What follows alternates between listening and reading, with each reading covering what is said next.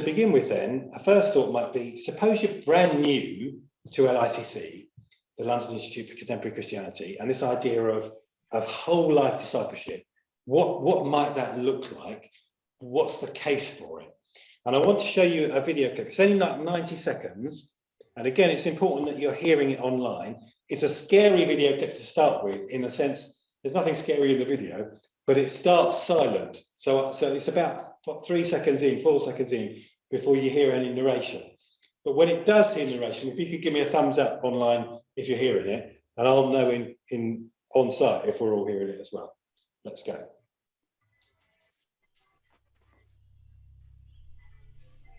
Every day, God sends us, His people, young, old, and everyone in between,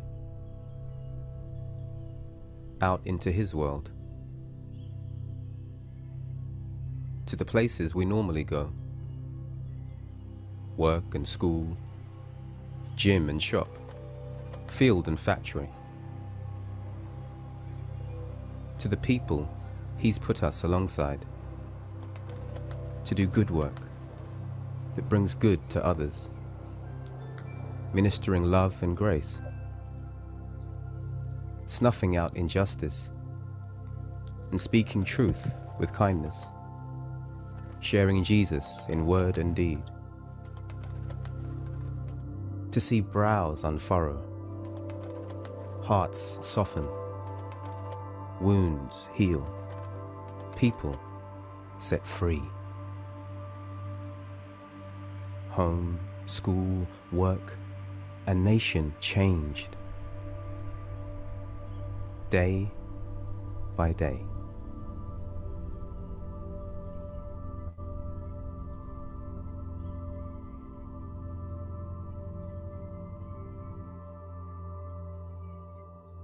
Okay, I love tech when it works, don't you? And that seems to have worked. So it was only 90 seconds. So because it's 90 seconds, I'm going to show it again. I'm going to ask you this time to have a think about it. And if there is a word or something in the images which jumped out at you, then let's voice those, either in person or online. For my friend Glenn's benefit, all the videos I showed, they've got words attached to them. And this is a cartoony image with a butterfly and in a variety of different work contexts. So people may pick up some of the images, but let's have one more go at the words and see if anything jumps out at people.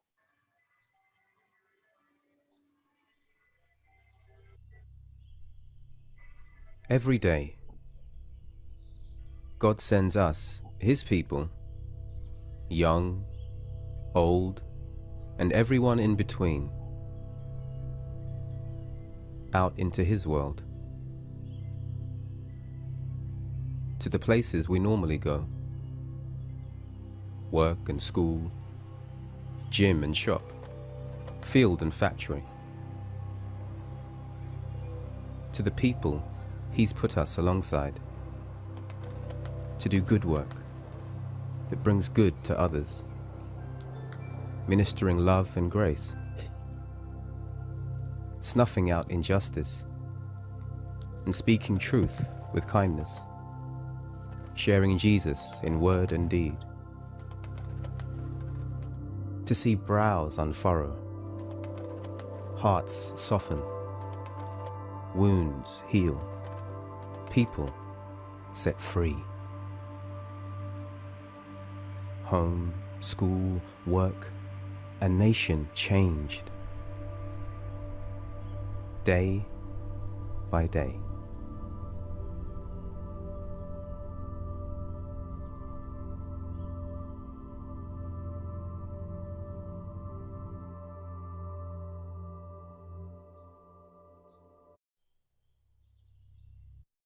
Okay, so let's try alternating between those on site and those online.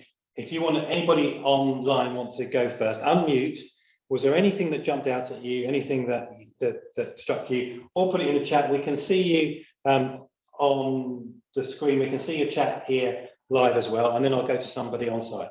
So jump in, please. Go for it. Patrick, you've unmuted. Do you want to go first? Yeah, just one word, Ken, multiplication. Multiplication, great, thank you. Anybody on site? Young and old and everyone in between.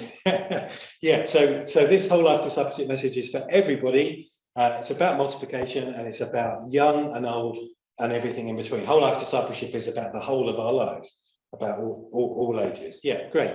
Back to online. Anyone? Unmute and go for it. If you've got a thought. A phrase that jumped out at me. I've seen that video many times. I think it's absolutely fabulous. Great. But a phrase that jumped out at me is this idea of to the people he's put us alongside. There's something intentional about that. There's something about every day about that, which I like. That's wonderful. And we can see Hannah has put the gym, it can be anywhere. Absolutely. So it's all of those places. Back to on in the building. A nation changed. A nation changed. Absolutely. You know, to be absolutely honest with you, I know you can't see me now because of the screens. I won't keep alternating. I loved being a Baptist minister, most days at least. I love being a Baptist minister. But I've stepped to one side to do this role, not because I think I'm important, I really don't, but because I think this is important. And one way the nation could be changed is if we're about equipping all of God's people for all of their places. If I don't know another way. And so I think it's that vital. Yeah, anything else from you guys in your various homes and places? One word jumped out at me, good. A, it was said twice, and B, of course, good, God. There's something very solid about it. When you relate it to God, God's ultimate, you know, we downplay that word so often, but actually it's something without it. Yeah, God is a monster or something else, you know. Brilliant. Thanks, Glenn. That video, you can show it. It's if you want me to send you a downloadable link, I can do so. Just message me. I'll make sure you've got my email. My social media will be on the screen before we go. And it's on YouTube. If you go to LICC's YouTube and look up the word butterfly, you'll come to it. Yeah, anything, somebody's got their hand, that was Glenn, you had your hand up. Anybody else? Yes, please. Places we normally go. Yes. So sometimes it's actually just where God places us. Yeah, yeah. So for me, in the Great Commission, Matthew 28, we often think of it as I must go somewhere. Therefore, go into all the world and make disciples of all nations, baptizing them in the name of the Father, Son, and Holy Spirit. And surely I'm with you always to the very end of the age. And we think of mission out there, and there's nothing wrong with that. That is vital and good. My family came to faith through people doing that in Sri Lanka. But very arguably, what that first phrase says is not go, but as you go. As you go, as in that we're already going somewhere. We're already in a variety of places, the places he has sent us. And it's those places where we're called to do mission. One more go at this before we move on. Anything more from online folk? Ken, I put in the chat, bringing colour and life everywhere. Yeah, like that, Patrick. Yeah, thank you. I've seen that clip a lot of times, and people bring out different things each time. So it's really, really good. Anything else in person? Snuffing out injustice. Yes. Yeah, brilliant. So my hunch is this, that if we have this emphasis in our church life, that it's life transforming, and it isn't an extra thing at this tiring time in church life when so much is exhausting, and we're not sure if we're post-pandemic when the numbers are higher than they've ever been before. Where are we? You know, what is LICC just another thing I must do now on top of everything else? I would want to say no. It's not that. I really don't want it to be that. And in my church, you wouldn't, if you went to the website of Chichester Baptist Church, my old church, you wouldn't find like a program called Whole Life Discipleship or a button to click on. It's more a value to carry in all that we do. Hopefully that increasingly makes sense. One term that we found helpful to use is the term frontline to consider this. So the reason we use the word frontline is because, as Mary said, we're looking at whole life discipleship for all ages. I think at one point in LICC's history, LICC is 40 years old this year, and a chap called John Stott set us up 40 years ago, is at one point in that history, we talked about workplace almost exclusively. But the problem with that is there's a whole bunch of people too young to be in paid work, and they think workplace means paid work. There's a whole bunch of people beyond paid working age, and there's a whole bunch of people in the middle who might not consider workplace really fits for that. So frontline is simply asking, where is it in your world, in your week, where you spend most time? Particularly thinking outside of the church programme, particularly thinking of where you spend most time with people who don't yet share your faith. Now, if that word works for you, then it's a really helpful term to get the church in, your church to begin to dialogue with. Where is your front line? And to ask people those questions. For some people, they need to get past the military associations of frontline, and but we use words in multiple ways. For other people, it's the #1 flea treatment for cats and dogs in the UK. It's frontline, and they think of that instantly. And if that's your connection, then maybe that's not the first immediate thought that's helpful. But once we've got past that, it's a helpful term. And lots of our resources mention frontline. If you go to licc.org.uk, we have some resources that I will mention. So if you're in this category of this is being new to you, I might show the butterfly video to remind people. I might begin to use the term frontline. And one way into the LICC model is to think about 6 M's, which I'm now putting on the screen, Glenn, but I'm going to talk us through them. What does it mean to be a follower of Jesus on our front line, in our workplaces, in our other contexts, our leisure places, with our neighbours, with our interests, with our family, with our friends? And over time, actually this came from a conversation with some young adults in Glasgow, I think originally, we've landed on 6 M's. And the first M is to model godly character. Because people often think what we really mean by being a whole life disciple is just to go around and tell people about Jesus with words. And we do mean that partly, and that's the 6th M, but we think there's much more to it than that. So to model godly character, to be somebody who is an ambassador for Jesus in the way that they say things and the way that they convey things, to make good work, paid or unpaid, the work that you do, to do it as well as you can, as effectively as you can, in a way as though God was your boss and the person who's receiving the work that you're doing. To minister grace and love, to be somebody, we're all ministers, and therefore somebody who ministers grace and love, to be somebody who helps mold the culture of the workplace, to be a mouthpiece for truth and justice, and to be a messenger of the gospel. Each of those 6 M's. Let me just ask again, either here in person or online, have we come across that before? I'm interested in who's in the room. What's our level of knowledge of it? Jump in online if it is new to you or if you're familiar with it. I'm actually doing the LICC spiritual practices thing at the moment, and I've literally just been on that this morning. So I've seen it before, and I was in a meeting where they were talking about this like 20 minutes ago. Oh, excellent! Thanks, Hannah. Where are you based, Hannah? So I'm at the moment in Dorset, just outside Poole, but I'm the digital missioner for SWBA, so I am kind of sneakily over the border. No, you're welcome. You're welcome. Thank you. Great. Folks here, is this new? Are you familiar with it? Come across it before? New.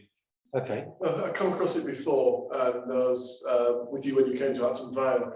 Yeah. And I brought that back to our church, where it was something we were starting to try and work at and see how we could work into our culture. And then we got locked down.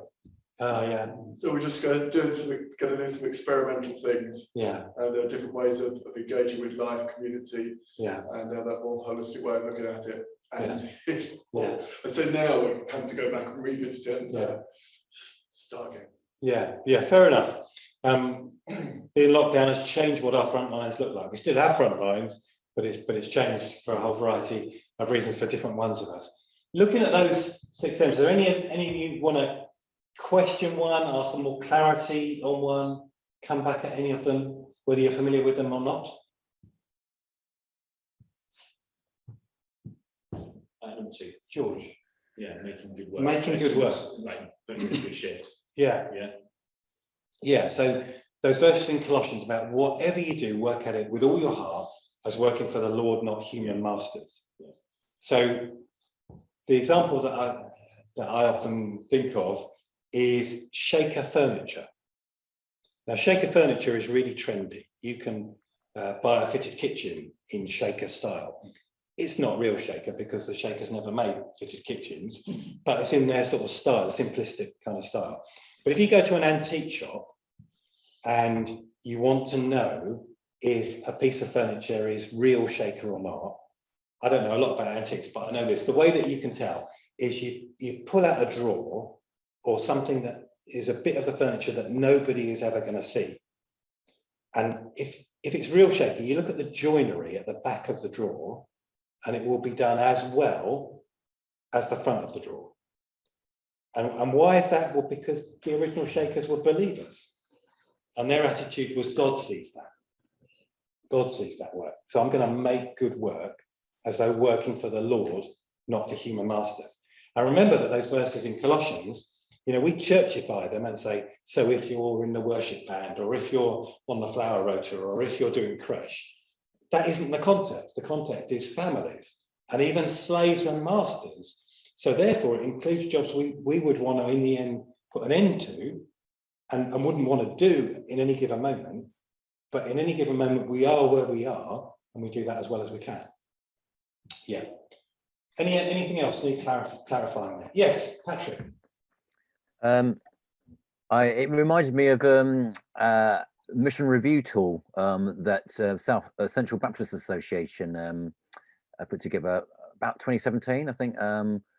Just sort of seeing the tree, some crossover, but this picture here is very succinct and really helpful. But basically, mission review tool for churches in the Central Baptist Association a few years ago was looking at a number of elements: proclamation, like you got there for 6, prayer, presence, communication, statistics, equipping, unity, all just basically fruitfulness indicators in our lives as individuals and churches. Yeah, again, for Glenn's benefit, just as well as those 6 M's, there's a picture of a tree in the middle with the idea of it being fruitful and fruitfulness. And I'm going to show you one clip that might be new to you now, and it's part of a series of 3 video clips that are available on our website. So licc.org.uk/6M people is a way to get these. And what we've done is we've tried to pick different stories of different people's front lines and just do a really quick snapshot. So what do the 6 M's look like in this person's job, paid or unpaid? So hopefully that's what the next clip is. Oh no, it isn't. I'll come to that in a second.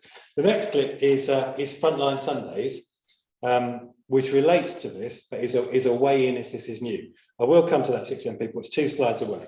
So Frontline Sundays is a free resource where it's 5 Sunday lesson plans, including a message template, if you want a template, and a way of introducing this over 5 Sundays, which could be 5 Sundays in a row, or could be spread out over a year.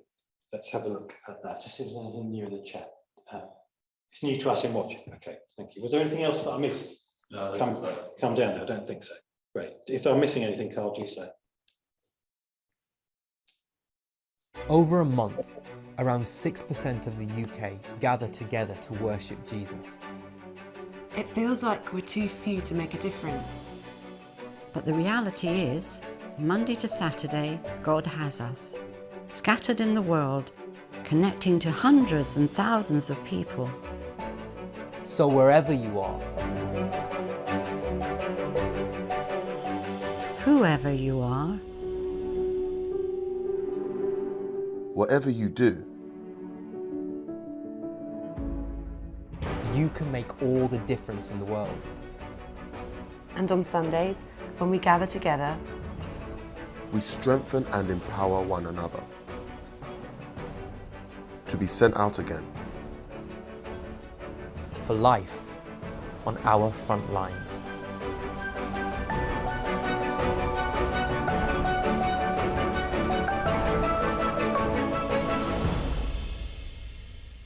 So what you just saw was one of 5 free to download video clips that go with the 5 lesson plans called Frontline Sundays. What I like about them actually is that they are brief. They are only 90 seconds.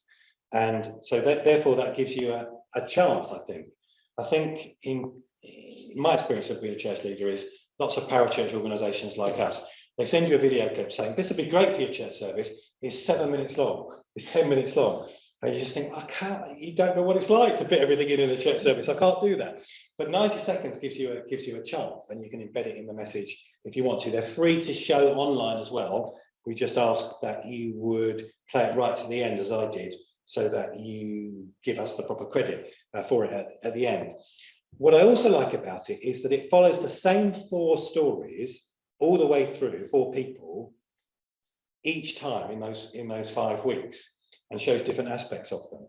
So you've got somebody who works in an office, you've got a plumber, you've got a granny, and you've got a sports coach.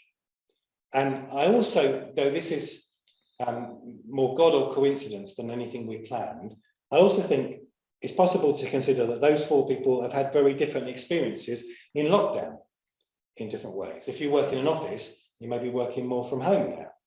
If you're a plumber, maybe your job hasn't really changed at all. You still have to go and do your plumbing. You might be able to wear a mask more a bit in certain circumstances, but it's one of those jobs that just continued. If you're the granny, were you in the bubble looking after the children, or were you needed less because the parents were working from home? Could be a variety of things going on there. And if you're the sports coach, it just volunteering, it would have started and stopped and started and stopped throughout lockdown. So actually it gives 4 very different ages, very different demographics, an example of different front lines and different things that would have happened.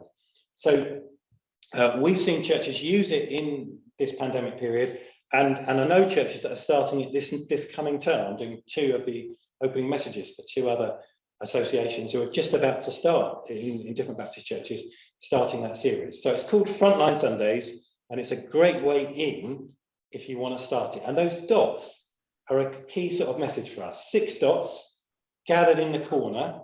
It can so easily be how we view church, and we attract people in. Nothing wrong with that. But we make so many less connections than if we consider where we are out and about. And one of the things I'll be saying on Sunday evening at a message at Mutley is the other side of the coin is it feels a bit scarier when we're out and about. And so how can we help one another to have confidence is a new thing that we're beginning to think about. So I said I'll show you another clip called 6M People. I was getting ahead of myself, but let's have a look at one example of that as well. If you've already done some things with LICC, it's very possible that you haven't done this yet because these are pretty new. So let's have a look at one of these.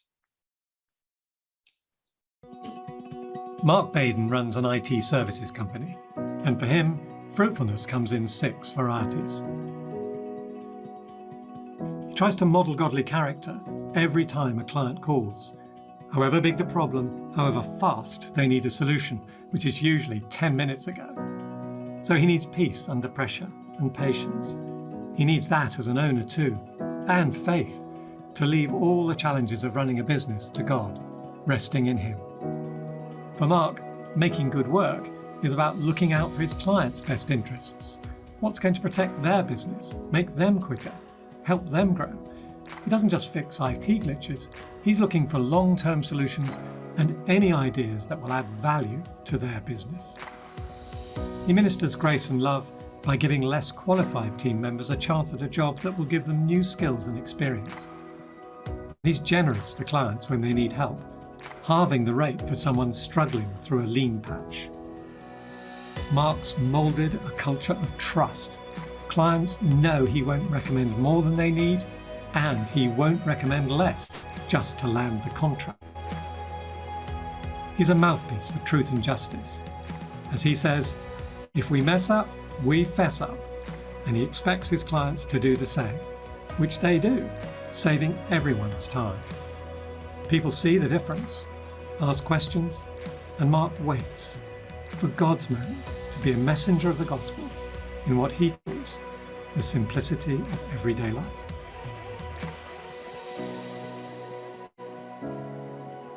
What do the 6 M's of fruitfulness look like for you?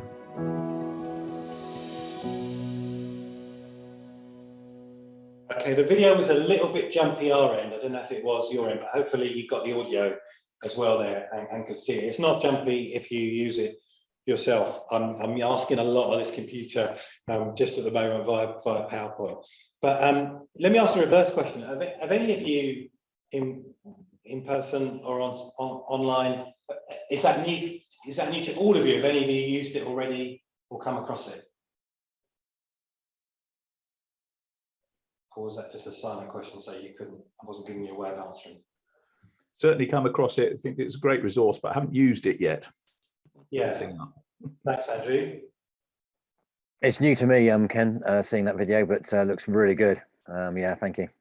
So there are, I can't remember all of them, but there's like a mum who's had a baby in lockdown. There's somebody who's just retired, and what do the 6 M's look like for them? There's a barista working in a coffee shop. What do the 6 M's look like for them? There's a taxi driver. What do the 6 M's look like for them? And one of my colleagues, a guy called Joe Wharton, is writing some really simple, like small group questions that so if you wanted to show it in a small group, instead of just showing it in a church, you could just throw it out to your small group and then ask some questions around it. And all of that's free from our website. So just go to 6M people, and probably by the end of this month, those questions will be there as well, if you want to. Do you think that's something you could use? Do you think anyone will come back to me on questions, comments, queries? I think it's where a lot of people in the church are at. They say, well, it's all right, you preaching all this lovely stuff and telling us how we should be, and we're all about church life. Yeah. But the majority of my life is elsewhere, and the challenges are completely different. Yeah. And I always find they really appreciate anything that connects and gives them resources for their everyday journey. Yeah, just to talk about setting, because in a big church setting, it's very easy just to be passive, whereas in a small group setting, if that is discussed, it's more personal, it's more sort of, let's turn to each person in the room. How does this relate to you? Yeah, brilliant. What about, folks, if we viewed Sunday, I've got the privilege of speaking in 2 places tomorrow, so this will be a test for me as well. If Sunday is the halftime team talk, if that's what a sermon is, and the first half may have gone well, and it may have gone badly. Pick your sport, football, hockey, netball. Does netball have 2 halves? I should know that. Maybe it doesn't. Rugby, and the first half may have gone well, and it may have gone badly. But if we're standing at the front, we're about giving resources, tactics, ideas, suggestions, encouragement to get back out there in the game. And those of us who stand here, we should be player managers. We should have our own stories too. Does that mean that we can, if the church is going badly, we can shout at the congregation and throw things and swear very loudly? I presume you're not quite suggesting. I'm not quite suggesting that we are the most angry version of a halftime team talk, or necessarily that that's the most effective. But I think I'm showing my age here. But if I remember, I'm not a Liverpool fan, but I remember a Liverpool coach called Bob Paisley, a manager. Now, one of the things that Bob Paisley had going for him in his halftime team talks is that he never named anyone in the changing rooms at halftime, but everybody thought he was talking about them. So everybody came away back into the second half saying, he's not named me there, but he means me. It's me who needs to up my game. Now, at its best, a sermon does that, doesn't it? At its best, we hear it and we think, that was absolutely for me, and I should be out trying to do X or Y better, or I'm encouraged that I was doing X or Y well. So yeah, so that's a thought.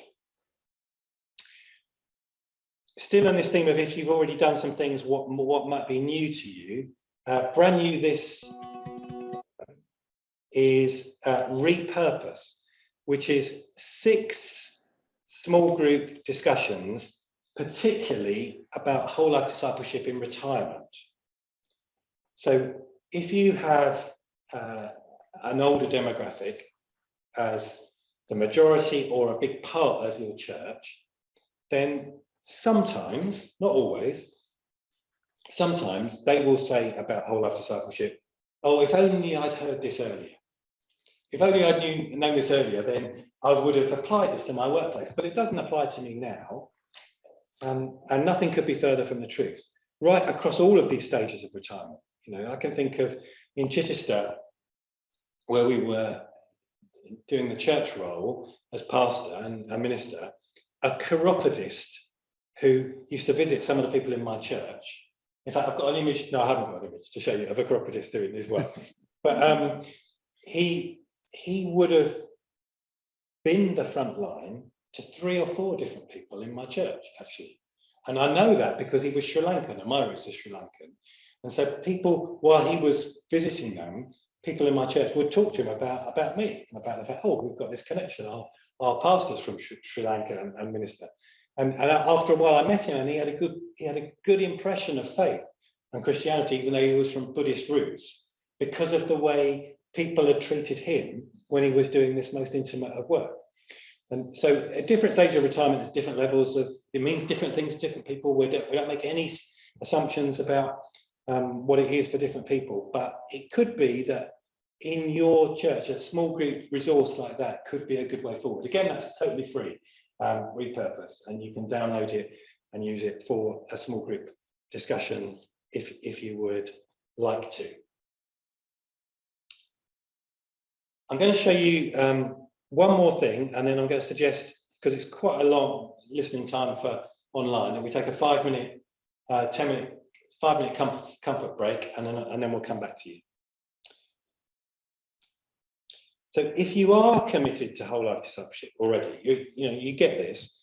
What could it look like to try and embed this in the life of your church? And I'd suggest one thing, and then we'll take a break. I'm excited by this thing. It's brand new, and it's a 40-day devotional study.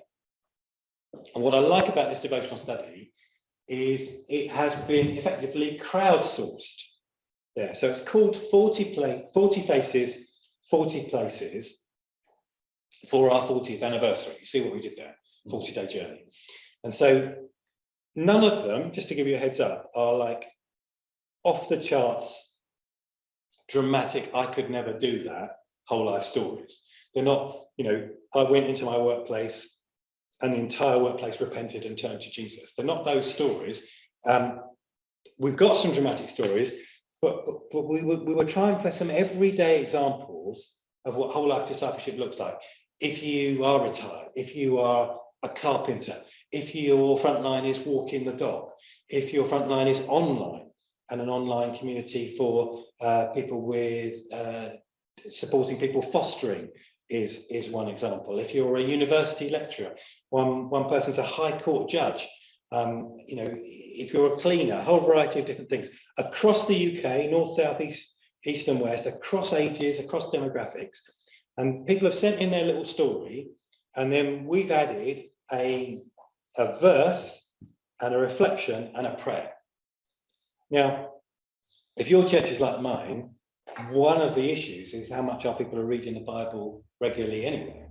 So they can get this for free or by emailing, clicking on our email list. On the bottom of the screen is the link. It's not super short there, but if you Google 40 Faces, 40 Places LICC, you get to it anyway.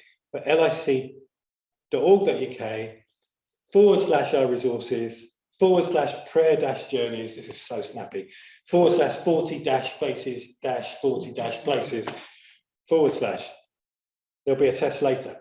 So if you go to that or just Google 40 faces, 40 places, then you can sign up now for from the 25th of April, a 40-day reading. But after that, you can sign up for any point from it.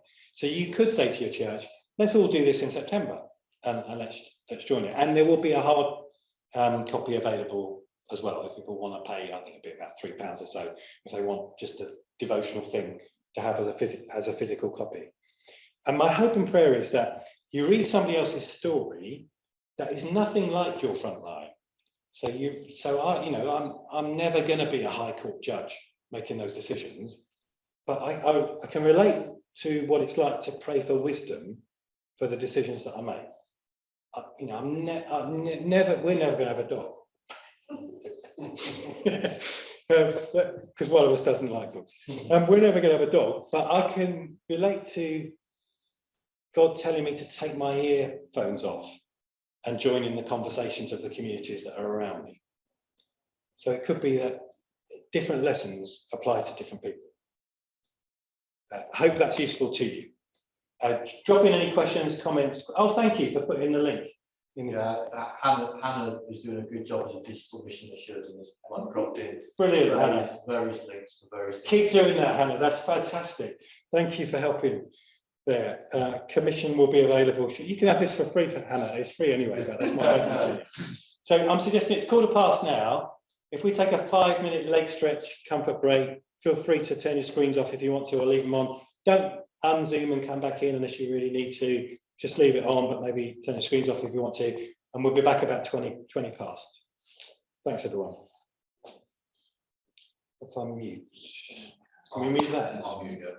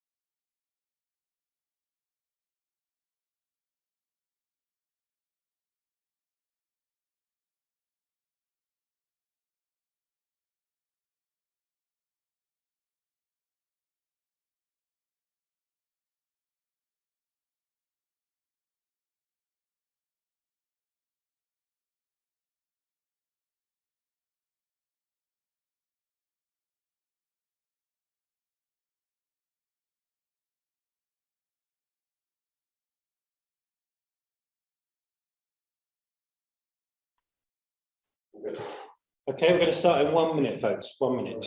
Hopefully you've been unmuted. And you there?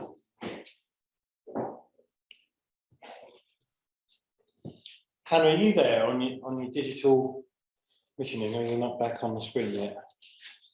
Yeah, that's you. Hannah, I don't know if you can find another link. One thing I'm going to refer to is a song that we're going to do, but we did a previous song called "We Seek Your Kingdom." You might find it on YouTube. It's got Lou Fellingham, Andy Flanagan, Donna Akobu in it. It's an LICC video called "We Seek Your Kingdom." If you can find it and put a share link to it at some point. If you can't find it, let me know. It should have thousands and thousands of views. It's been quite decent. Is it the one uploaded onto your channel? Sorry, it should be on our channel, yeah. I think I found it. Okay. It's on my laptop at home. Just quick. Okay. You're good, Hannah. So brilliant.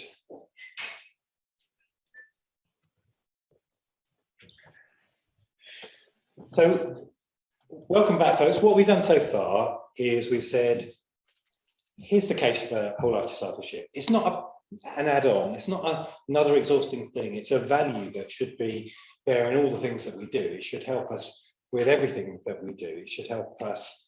It should be what we're really about. If I'm honest with you, and I'll try to be honest with you, we only use the phrase whole life discipleship, I think, to recapture what discipleship was meant to be anyway. It's just that sometimes discipleship has meant a course. I've done a discipleship course, or it's meant another level of Christianity. Oh, I'm doing discipleship, or it's meant certain spiritual disciplines. Now, all those things are good, but back in the time of Jesus and before that, rabbis were disciples. A disciple is simply trying to learn the way of their master at any given moment in all of their contexts. So whole life to try to recapture what it's like and what it could be. So if that's you and you're looking at kind of embedding this in a whole variety of different ways, then there's that reading plan that I mentioned. And also, there's no clever artwork with this yet, but just a heads up that there is a big new resource coming up in September called Growing on the Front Line. So if you have followed LICC before, you might know that years and years ago, we did a thing called Life on the Front Line, and that DVD series is still available. And then we did a series called Fruitfulness on the Front Line, which is those 6 M's. And now we're doing a thing called Growing on the Front Line. Some people call them Loffle, Thoffle, and Goffle, by way of remembering them. If that helps you, then great. Now, growing on the front line, if life on the front line is the tree and the fruits, growing on the front line is the root system. It's what is there in my life and my practices that help me to have fruitful growth, or where fruitful growth might be most likely to happen. Particularly thinking of, are there any spiritual practices and patterns that I can put in my life that might work for me, that I could then embed such that they might make a difference when I'm out there on my front line. And different ones will work with different people. And I'm just giving you a heads up, it's hence no clever artwork, but you could say, oh, if that's coming out late September, we could plan it for October, November, or we could wait and see what it's like and have it in mind for next January even. But it will be a DVD video series. It's with a film production company at the moment, and they've got some great plans, and we're seeing pilots come out for it. So you could just have it in mind as something that might be of use to you. If you've got a bit of trust based on fruitfulness on the front line or anything else, that it's the same production company who are producing this, though they are doing it in a different style and in a different way. So growing on the front line is something to have in mind and to be looking out for. Do you know how many weeks it is? How many sessions? It's at least 6. I think it's 8. Okay. I think it's 8, but don't hold me to that. But yeah, and would you pray for us?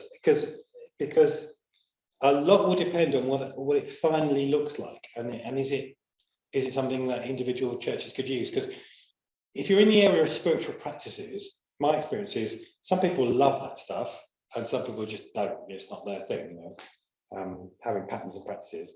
But the success of this will be, can we make it work for the people who it's not naturally their thing, that they will find some things to embed in their life, and particularly as well those younger generations. Because although I've mentioned a resource for retirement, if we have a focus area in LICC, it's particularly younger people, because they're the generations walking away from church. So we want our values to work for 18 to 35s, on the basis that if they work for 18 to 35s, they'll work across the ages. But if we only pitch it at older people my age and older, then it won't work for 18 to 35s. So Ben, yeah. Just on that, I was just thinking on examples in the front lines. I was just thinking of my 2 boys, 11 and 8 years old. Their front line is school and devices, community devices. That's a massive front line, isn't it? And just praying for this resource of how to engage that generation, isn't it? Yeah, thank you. And we found in our church that those 6 M's can work for those younger ages. You can translate it to them, and there is a group that, again, it's on our website. It might be Urban Saints or one of those, have taken fruitfulness on the front line and then translated it for a youth context, and you can get their resource version of our resource, which they did with our permission. Yeah, thank you. Do jump in if I'm not seeing your face. If you're seeing a face, the hand go up here, and I'm not, then do say. As an institute, we are big on research. Research is part of what an institute is about. We're trying to learn about whole life discipleship from a variety of places. I think you could say at the beginning of our history, we were sort of naming a problem. The problem is a sacred secular divide. The problem is some things are seen as sacred, some things are seen as secular, but it really that divide shouldn't be there. If we just give it to God, it should all be spiritual. It should all be given to God. But I think now, a few more years in, it isn't so much that we're just naming a problem. We've actually found some things that work by listening to churches. And one of the most recent pieces of research, again, a free download on our website, is what does it look like to sustain this value, to keep it fresh when you've had a lockdown and some other things shout for attention, and to bring it back. And so we researched churches that have carried this value for a lot of years, and that's a free PDF download. I just want to show you some of the headings so you could get the sort of idea. Now, this isn't something I would teach to a church, but it might be an interesting discussion among your leaders. If you already get this and you're trying to say, okay, so what does it look like? So our research shows that churches that have sustained this over a long time, the senior leader gets it, and they must be on board with it. That the character of the person and the leader matters. That as a leadership team, and particularly that senior leader, they've reached a theological point of no return on this. Such that I couldn't imagine now doing church any other way than equipping all of God's people for all of their lives. It isn't just about what we put on the programme, and that there's consistent learning from that leader about people's lives. So they're fascinated by what the context is for people and what's really going on for them, and what their issues are, where they're experiencing the presence of God, where they're experiencing pressures, what are the prayer points for them. They're not just asking them about the rota. They're asking them about what's really going on. They're not just waiting for the emergency phone calls. They're asking what's really going on in informal conversations too. And then within the wider congregation and the wider church, these things are common in those churches, that they keep the Bible central. You won't be surprised by that, but they connect it to everyday lives, that the stories really matter. So as well as just speaking biblical truth, to embed that with a story of this looks like this for this person, and a variety of stories really matter. that as well as, again, giving general truths, that they get specific and personal with examples. Each of these are headings with a chapter. So I appreciate I'm rattling through these. That there's a healthy balance to life and a more integrated approach. That there is a one another ministry approach. That there is an emphasis on personal responsibility. It isn't just the leader or the minister who should be doing everything. That there is persistent persuasion about it rather than constant conflict. That they go outside for inspiration, like resources for LICC, rather than trying always think it up themselves, and that they don't try and do it all themselves, that they're training middle leaders. That's a whistle-stop tour of the whole report. Anything jump out at you want to comment on or ask a question about? Again, those in the room or online. The training of middle leaders is something that I think personally see as such a big challenge. I remember doing the CPAS Growing Leaders course, and the whole thing of just you know, passing the 2 Timothy 2 thing, finding other people to pass on to, and I think, you know, for a lot of our churches where we're looking passing on the baton, that would be a very interesting chapter to look at right at the end there. That's the biggest challenge, isn't it? Absolutely, absolutely. Yeah, have a look at it. It might be that when you find that link, we've moved that up. I can't remember now. This is an early version of the slide I'm showing, to being one of the leaders' responsibilities, because it's leaders who train middle leaders. But it's definitely there in the report, and definitely an important thing. Anything jump out at you guys? Very boringly, what was the title of the report? Okay, what was the title of the report? Whole life disciple making: how to sustain and develop a whole life approach to disciple making over a period of 3 or more years. I think it's called the Sustaining Discipleship Report.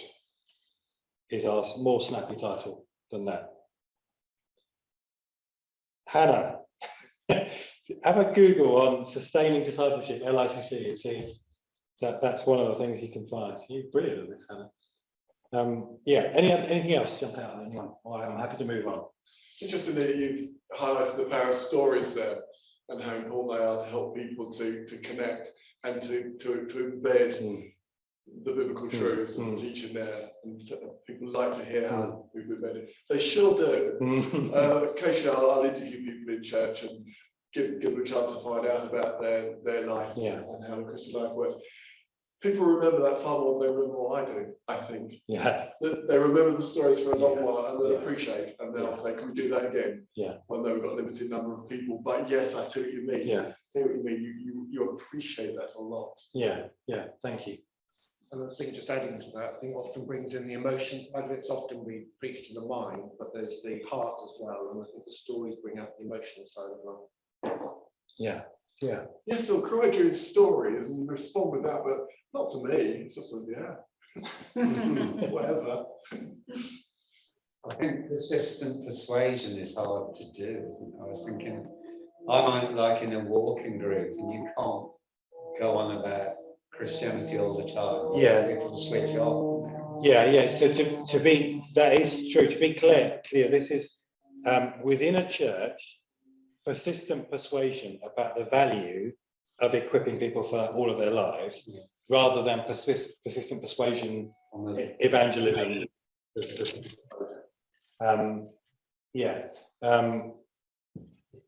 That's I guess that's an important distinction. We can fatigue people and annoy people if we. Yeah, that's healthy within the church. Yeah, I think whilst this might seem just natural to you and to me, whole life discipleship, that there is a kind of church history and default that kind of defaults back to the church building and the church program, and it's that always shouts for attention. So to persistently persuade about it is the thing that kind of can win in the end. I'll ask one more time in case I missed anybody. I wasn't sure if someone unmuted to say anything, and then I'll go again if anybody hasn't. Okay, this is where Hannah already put a link, one earlier, to a song, and you found that report, have you, Hannah? I can see that. Brilliant. Thank you. So the link to report is there. This is a little screenshot of a song that is called "We Are Not Made for the Harbour," which is out later this month. So the thinking here is, where do you embed whole life discipleship? Well, maybe it's more than the words that we say. Maybe it needs to change the soundtrack of the songs that we sing as well. You know, are our songs always about our gathered space? How much of it is about our scattered lives and our scattered space? And sometimes that's about the way that we present a song. So whenever you hear the word place or here, you know, we are here to worship. You are Lord of this place. I think it's worth reframing that song sometimes and saying, so what place are we picturing? Where is here? And if we're only ever picturing the church building, then we've sold it short. So to sing it again and think about the place where you will be next week, I think is a really exciting way to look at it. But also we commissioned some songs. So Hannah put a link to a song that's had thousands and thousands of downloads called "We Seek Your Kingdom," with Lou Fellingham and Donna Akodu and Andy Flanagan and one other person singing. And you can download the music to sing it yourself. You can play it. We've made it so the license is free, so you can play the song if you would like to. And there's a new song coming out called "We Are Not Made for the Harbour," which makes me think of another song, "The Ship That's in the Harbour." What's that song? It's not made for wind and storm. That song. It's not that song. Anyway, do you know the song I mean? Does anybody know the song I mean? "Ship That's in the Harbour, not made for wind and storm." Even Hannah doesn't know. So, Patrick, were you going to jump in? No. Anyway, Mavis knows, Ken. Oh no. Mavis. Yeah. A ship that's in the harbour was not meant to be there. It was made for wind and storm, and all I know is you have sent me. All I know is you have sent me. Exactly that. Yeah, thanks, Mavis. I'm not making it up. That's good. So this song, as you can see, it's going to have a cartoony kind of video that someone's working on at the moment. And it's the same sort of idea. We're not made for the harbour. We're made for the sea, and to think outside and beyond. And it's got a kind of factory, it's got a school context, it's got one other context. And it could be that you look out for that because you're now going to be on our mailing list. And that's a song that you just play or you link people to, or send them or make aware of it. So just a heads up, that's coming out really, really soon. And what I did for the last one, "We Seek Your Kingdom," is I did a little template sermon. So if I was going to use this as an example and just preach around it, here's what I would do. And I'll try and do the same for this song when it comes out. So there'll be a little kind of, I'm not saying play my sermon from YouTube, but steal any of the ideas and preach it yourself if you would want to use it as an illustration or a thought or an idea. Okay, we're on the home straight, but some closing, a bit more detailed thoughts for us to think about. I think it's possible to think beyond whole life, beyond the church building, and think we've got whole life discipleship and still fall at a number of different hurdles, in the sense of we haven't got beyond that to really think about the whole of people's lives. So the first of those is some people think, I'm definitely thinking beyond the church building, but their hurdle they fall on is the hurdle of explanation. In other words, when they're equipping God's people for outside of their church world, all that's really in their head is, are they equipped to tell people about Jesus and to tell the message of Jesus? Now, that's the 6th M. It is important, it's vital, but if that's all we do, we've fallen at a hurdle. Some people would go one stage further and say, no, I've got that, but the other thing we do is we equip our people to give a good invitation to come back into our church. That's good too. I would love our people to give a good invitation and invite people warmly. That's a vital thing to do. But if that's all we do, that's not whole life discipleship. That's just one aspect of it, 2 aspects of it.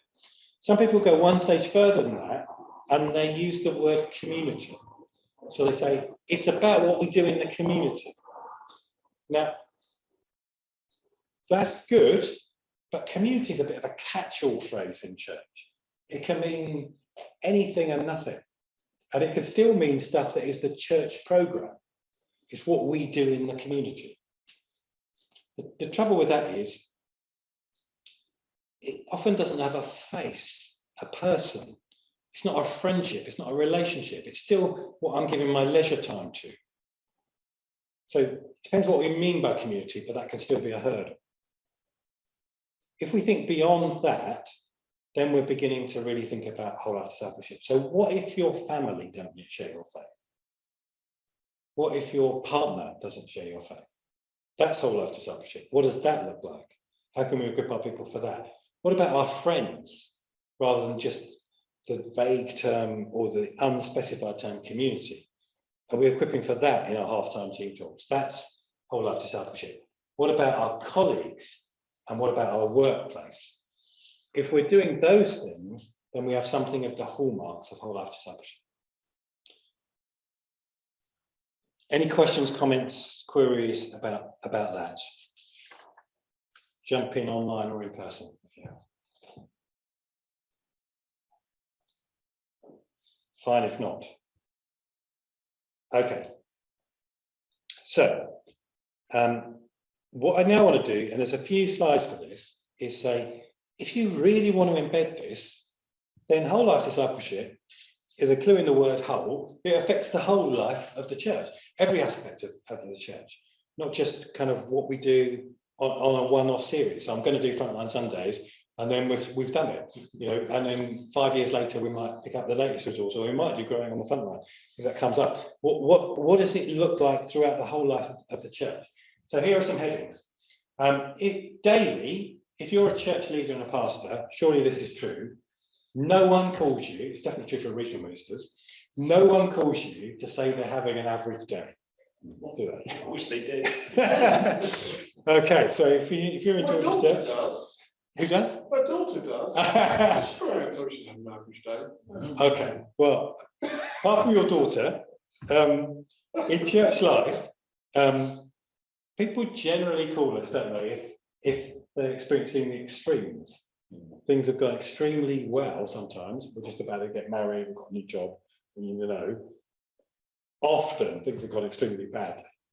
You know, imagine most of the phone calls that come into this office are not average day. Very rarely they go well in the course. Okay, so but most of the time, most of our people are having an average day. They're not having one of those extreme days. And the danger is, as a church pastor, we preach to the extremes because they're the things we keep hearing. So if it's about equipping people for the whole of their lives, what does it look like to be a disciple? That's what the 40 Faces, 40 Places thing is about, really. What does it look like to be a disciple today, and whatever they're doing leisure-wise, right now, on a Saturday, you know, on the side of the playing field, out shopping, and Monday in a workplace? What does it look like on the commute, each and every day? So if you have whole life discipleship daily, then it affects our daily prayers. How does it appear in our daily prayers, whole life discipleship? For us as church leaders and for our people, it affects our personal Bible reading. Are we reading the Bible in a way that applies in daily reading? It affects the way that we pastor. Now, particularly, I think there's a distinction here between pastoral equipping and pastoral caring. So some people, I think, their view of being a pastor is, and the view of receiving pastoring is, I receive care, particularly at the times of crisis, but actually generally care, that I'm receiving care. Now I love being a pastor, and I miss it, actually, not leaving a local church. I think I'm a caring person, mostly, ask Sue. But I don't think that's the deal most of the time. I think actually the deal is equipping. To what extent are we pastorally equipping people to be a disciple wherever they find themselves? And if that's it, then that's a game changer daily. To what extent does it appear in daily conversations, whole life discipleship? And that's my little daily list. So what I'm going to offer here is, what are the hallmarks, like daily, and then beyond daily to thinking about, on the right slide, weekly, and then beyond weekly, monthly, and then yearly, and then occasionally, and then we're done. Okay, so that's the daily list. Stop me and shout out if you've got any questions. So weekly, I would say it should come up weekly in the church life, because whole life whispers for attention, church life shouts for attention. So you're probably already feeling the tension of whatever is going on tomorrow.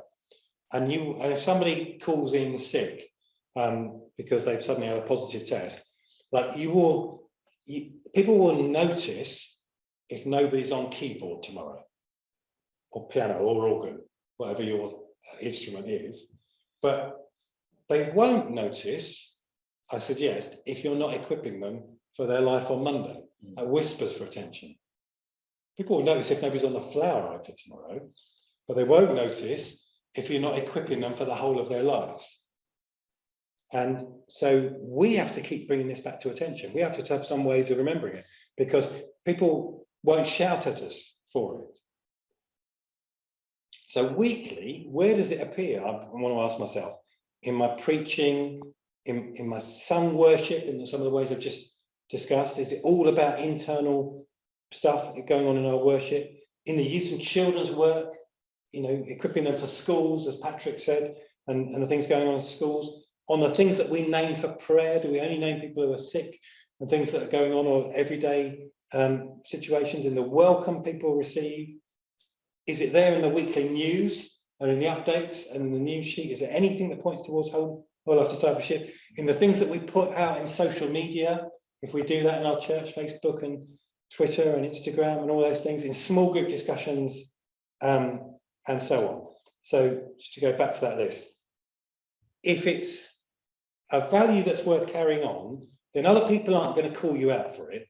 So I think we need a little checklist. What I'm offering here is a working template, but I think we could end up with this thing called hallmarks, the hallmarks of whole life discipleship. And it could be like a leaders away day thing for your leaders, and say, okay, so where would we score ourselves on this? If we were doing these things daily, weekly, monthly, yearly, occasionally, so where is it? And if we were to compare it again in a year's time, well, what would it look like if we had more of these things? So that's weekly.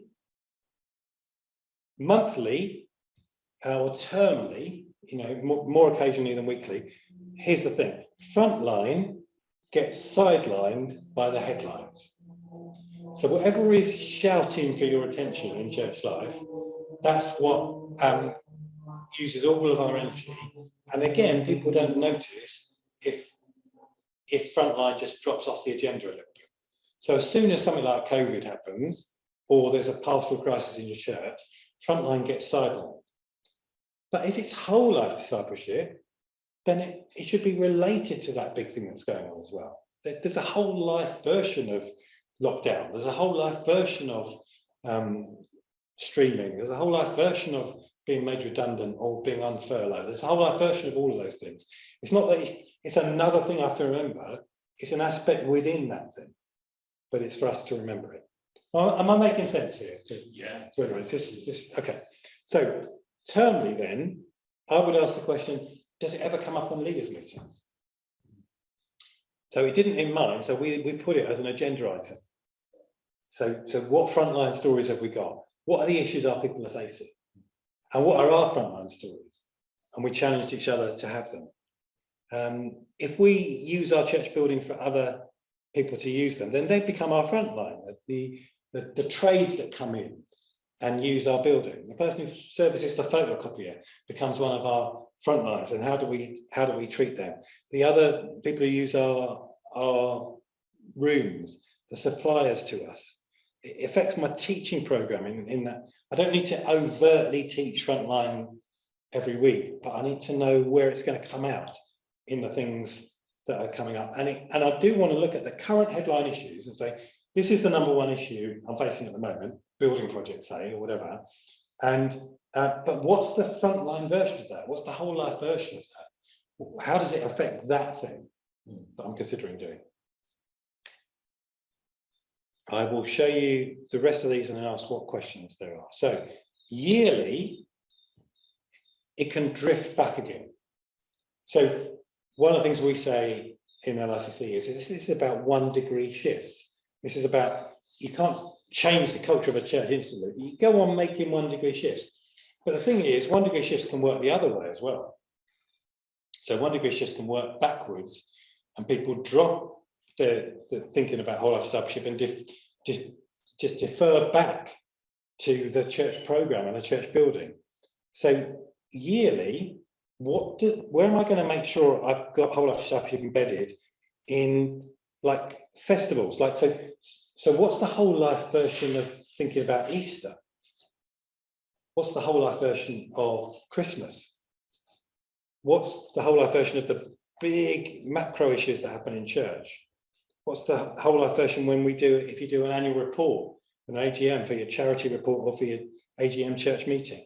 Does it come up as a weekend away theme if you do church weekends away? Do you have kind of any key annual frontline moments? So some churches do a kind of workplace Sunday where they think about these things. Annually, does it come up? And if it comes up, where does it come up? And then even more occasionally, people will say things like this: whole life discipleship, yeah, we did that. We did it 4 years ago. So we've got that nailed. That's us. Sorry. No, yeah, exactly. So, and that's the challenge. But if you go back to the half-time team talk analogy, or even just coaching in half-time, take the England players getting ready for the World Cup, which should or shouldn't be in Qatar. They're practicing things they already know, and they practice them over and over and over again to get good at them because of the 1 degree shifts. So it's not like they've never taken a penalty, but they're going to practice it. It's not like they've never taken a corner, or they don't know how to run, or they don't know how to dribble, but they'll be doing all those things over and over and over and over again to get good at it. And so we shouldn't need to apologise for a repetition of the most important values. So occasionally, I'd say, occasional things. Does this come up when we're in the privileged position of thinking about a new staff appointment? Or the minister goes and we need a new minister? Is it even on our profile that we would want a minister who thinks in this way about equipping people for the whole of their lives? Is that even remotely something that comes up? Transition moments, when there's a big moment of change in the church's life, does it come up? When there's a crisis in the church life, does this get completely sidelined? When you've got a building project, is this even related to a building project? If so, how? And on the big calendar events of births, deaths, marriages, and baptisms, how does this come up? I think that might be commissioning people for new starts on their front line. So if somebody has a new job or a new role in their church life, does this come up? So with 5 minutes to go, that's a whistle-stop tour of daily, weekly, termly, monthly, yearly, occasionally. I think it's a work in progress, but could be like some churches grade themselves on how environmental they are, and you get kind of bronze, silver, or gold. We could offer something like this on for a church leaders away day, and you could kind of kick it around together and say, okay, so we score ourselves this now, but if we've really got this embedded, we could work at these things to get better at it. So that's how I think LICC might use it. How might you use that list if I gave it to you? Or any thoughts, comments, questions? And then I've got a couple of things to say, and then we're done. Thanks. There's 2 things that occurred to me when you were talking. And one, in terms of occasionally, where do we actually raise this as an issue? So it does depend on the church, but there's an increasing number of churches that we work with that are having an annual, one of the better word, an annual covenant service, which of course is not a Baptist idea. We probably nicked it from the Methodists, I guess. Sometimes at the beginning of the year, which is handy. Sometimes it's later on in the year. I think we press the video off button rather than You mentioned twice about church leaders away days. Have you facilitated, is there a particular example format that you've done with all this material? It's really good idea. So you're catching me thinking aloud here, because that last set of 5 slides is, I've been in LICC as a member of staff for 15 months, and I've been collecting the things that people say, this is what whole life discipleship looks like. And then it occurred to me that that could look like daily, weekly, monthly, yearly, occasionally. And then I thought, how would you use that? And I think I would like to trial it with either one church leader's away day or a couple of churches together. So no, I haven't done it at all yet, Patrick. I just have a hunch. So I think that would be, I certainly, without speaking out of turn, I would say I've got 2 of my leadership team here with me, Steve Gray, Secretary, and Dave Clifton, who's with you sat there. Glenn wasn't on the screen when you asked him about when you came to visit him.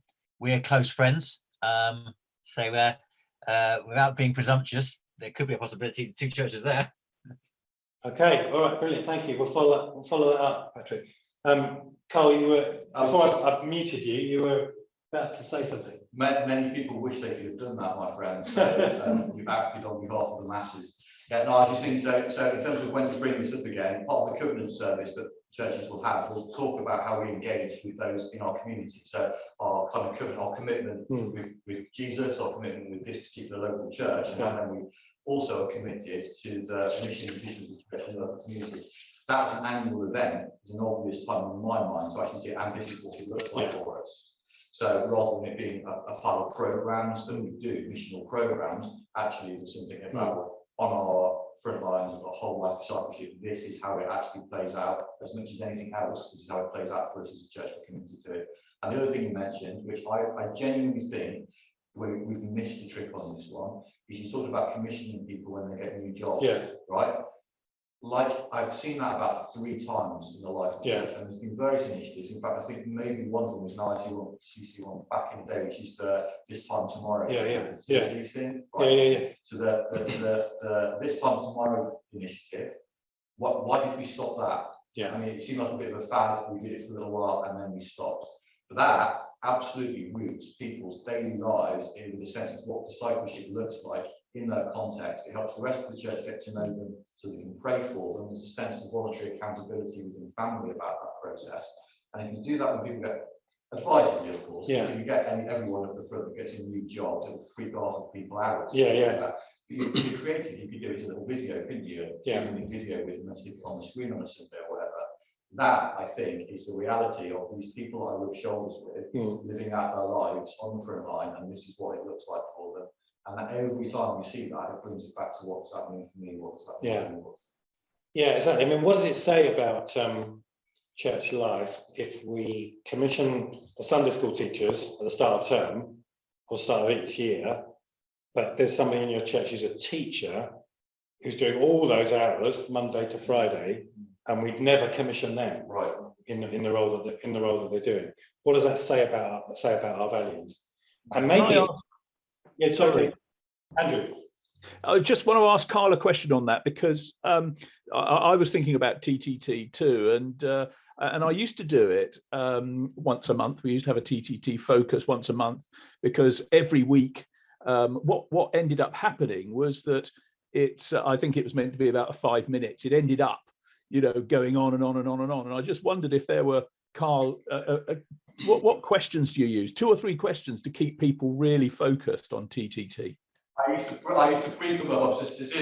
Probably you did this as well, Andrew, I would well imagine. But I used to brief them up beforehand and said, like, there's going to be 3 questions. You've got a minute to answer each question. So sometimes they'd write it down. If I thought they'd witter on, I'd video it. I say this very gently because there's 3 of my old church members on the screen watching, and I suspect probably at least two of them got interviewed. So effectively, they were never given a microphone. I held the microphone, and it was an interview, and it was briefed up in advance. It's where will you be this time tomorrow? Tell us a little bit about what your job entails. And then how can we pray for you in terms of you being a Christian disciple of Jesus in that place? And it was pretty much as simple as that. And it was always a how can we pray for you, because it was a massively, it's supposed to be a hugely affirming, massively pastoral, hugely commissioning thing for every single person that does it, that Christian brothers and sisters are with them in this. And they're at our church, I hope, with a real sense of purpose. Yeah, brilliant. Well, Thanks, Tom. Sorry, Andrew, one of the things you can ask, I don't know if you see that on the screen there, is pressure, presence, purpose, which is on the Frontline Sundays pack. So with the Frontline Sundays, there's some little giveaways each Sunday that you can buy as a pack. They're not very expensive. So people go away with a pencil to remind them. They go away with a little red dot to remind them they're a red dot somewhere and different things. But where do you experience the presence of God on your front line? Where do you experience pressure? What's your sense of purpose there? And people can kind of fill them in and answer them if you want a different take on it. I think, actually, if I'm honest, I think those things do run in seasons. I think it does feel very samey if you do it all the time. But I think it is a case of, oh, we haven't done that for a while. Let's bring that back and ring the changes. Folks, I want to be true to the 12 o'clock kind of finish that we advertised. So let me just say, we increasingly are learning that churches just support each other in this because they get it and they need to remind each other of it. So we're increasingly going to try and network churches. Carl and I are already talking about this not being my only visit to the Southwest, or others in my team who could do this. Some churches join with us for a 2-year learning hub. So 10 churches on average join over 8 sessions over 2 years with a team to say, what does this look like in our worship? What does it look like in our preaching? What does it look like in our meetings? What does it look like to embed it with different themes over 8 weeks, over that period of time? There'll be an online version of that as well if you don't have enough people in the Southwest who want to do that. That's one option. So you might want to consider that, although it's not the only way of doing it at all. If you're into the social media, then your shortcut to any of those, LinkedIn, Twitter, or Facebook, any of those things, Instagram is at LICC Ltd. If you want to follow me, I tend to post things on Twitter and Facebook around at Ken Len Ben. You can find me there. And if you want a mailing from LICC with a thought every Monday from God's word, from the Bible, or a thought every Friday, or both, but the third Friday is culture based. So yesterday's was something about the Oscars, for example, and a whole life kind of thought on it. Then they're free, licc.org.uk/sign up. And if you get this so much you're interested in supporting us, we're deliberately running at a deficit because we're trying to get this message embedded in a critical mass of churches in the UK in a generation. Then licc.org.uk/donate. Thank you for bearing with us in person online. I'm going to let Carl take the screen and close for us. Guys, I think we'll be blessed if we're not. Thank you so much. We have show appreciation. And what Ken was saying there as well, genuinely, as far as we're concerned, we want to be kind of supporters of what this is about. Like I say, this is a message. Well, it's for this time, but it's for all time, isn't it? It's for every season, this message. So whether you join us online or in the room or maybe in cluster groups, there's at least a couple of network ministers that are on the screen, chat about stuff like this and consider, okay, is this something that we can continue ourselves to stir one another's heart about, rather than it being that was a great morning with Ken, wasn't it? As we reminisce with nostalgia. It's how's this applying in our lives this week as ministers, as much as anything else. If you're in clusters, as leadership teams, how does this work out for us? And as far as our church is concerned, how's this working its way through in the realities for us? And I think we've scratched the surface, but there's so much here. So yeah, thank you. I'm going to pray in a second. Just to say, if you're in the room, there's a load of resources on the table, which no doubt Ken and Sue will tell you about. Some of it's there already. From our point of view, our plug is for our training program, which Peter will tell you about. So it's modular in here and online. We're halfway through Mission and Evangelism, which myself and James Henry are teaching. And then later on in the year, in September, October, we're doing reading the New Testament with Tim Judson. And then later in the year, we're doing engaging with contemporary culture, and that's back with me again. So if you're interested in any of those, I might stick the URL on the screen, but you guys, let's take them away. Not just for you, but think of the folks in your churches who you think this might be of interest to them, or I want them actually to get off their backsides and do something. This might be a little nudge of encouragement towards actually getting them to think along the right lines. And for those of you that are interested in the internship scheme, we've got leaflets here as well for Invest. One of the churches on the screen has got an Invest student. That's the food, which is a good cue to pray. So can we pray? And then, sorry guys, if delivery doesn't turn up, what can you do? But I'm going to pray for us. Father, thank you for the way you've blessed us. Lord, thank you for Ken. Lord, thank you for LICC and the message that's been brought. Lord, in our individual lives, stir us today, I pray, to think about actually what this means for us as individuals in the roles you've called us to. And Lord, in the places, Lord, that we're called to serve, in roles of leadership as deacons, as elders, as ministers, Lord, please help us to figure out how we would continue to bring this message, your message, Lord, the life that we saw you live out, Jesus, into the realities of our daily lives for us and for the folks who we're called to serve in our churches. I pray your blessing on all those, on site and online. Lord, a particular blessing, I pray, for Ken and for Sue, as they continue to serve us tomorrow as well over in Plymouth. Lord, be with them, I pray. And God, lead us forwards. Lord, we need you. We're dependent on you. And Lord, we thank you also for good food. Lord, may it be as good for those at home as it's about to be for us here. Amen.